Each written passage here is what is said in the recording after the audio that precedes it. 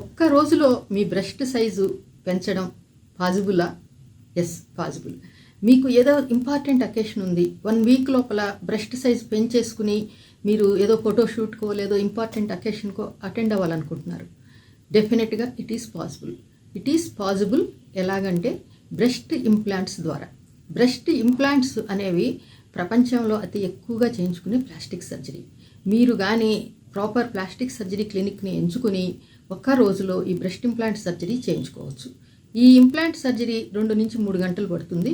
మీరు సర్జరీ తర్వాత ఇంకొక రోజు క్లినిక్లో ఉండి మీరు డిశ్చార్జ్ అవ్వచ్చు. 5-6 రోజుల కల్లా మీరు స్నానం కూడా చేసేయవచ్చు.